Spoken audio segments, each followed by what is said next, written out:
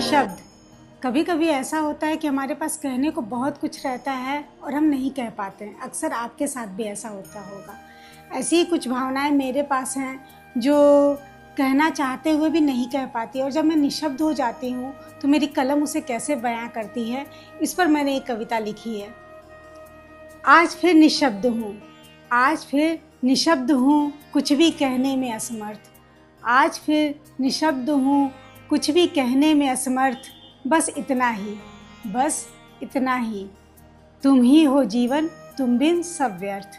बस इतना ही कि तुम ही हो जीवन, तुम बिन सब व्यर्थ। अधूरी सी लगती है आज सारी शब्दावली। जब हम निशब्द होते हैं तो हमें कोई शब्द, कोई अक्षर, कुछ भी समझ में नहीं आता। तो उसे मैंने कैसे लिखा है कि अधूरी सी लगती है आज सारी शब्दावली। अल्फाजों की दुनिया भी आज लगती है खोखली। अधूरी सी लगती हैं सारी शब्दावली, अल्फाजों की दुनिया भी आज लग रही खोखली। तुम बिन अधूरा है, तुम बिन अधूरा है जीवन और उसका अर्थ। तुम बिन अधूरा है जीवन और उसका अर्थ। तुम ही हो जीवन, तुम बिन सब व्यर्थ। जब कोई आपके लिए इतना अपना हो जाता है कि उसको बताना है कि वो आपका कितना अपना है, लेकिन आप उसे शब्दों में कह नहीं पा रहे हैं, तो शायद इतना कहकर हम उसे समझा सकते हैं कि तुम बिन अधूरा है जीवन और उसका अर्थ। तुम ही हो जीवन, तुम बिन सब व्यर्थ। अब हमारी कलम हमारा साथ नहीं दे रही है क्योंकि हम तो निशब्द हैं। तो उसी बात को मैं अपनी कलम के जरिए ही बताना चाह रही हूँ कि मेरी कलम मेरा साथ नहीं देती।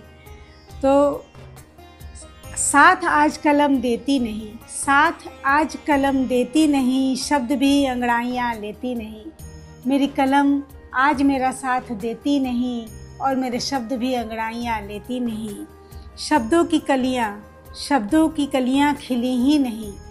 मेरे शब्द आज फूल नहीं बन पा रहे हैं। वो अपनी मजबूरी मैं कैसे दिखा रही हूँ कि मेरे शब्दों की कलियाँ खिली ही नहीं, आज सारी बातें रहीं अनकहीं। मेरे शब्दों की कलियाँ खिली ही नहीं, आज सारी बातें रहीं अनकहीं। तुम ही हो जीवन का सार, तुम ही हो जीवन का सार, तुम बिन सब निरर्थ।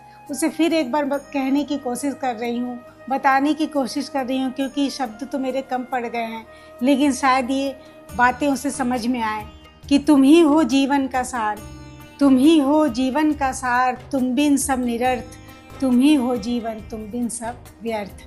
आज फिर निशब्द हूँ, आज फिर निशब्द हूँ, बिल्कुल निशब्द हूँ।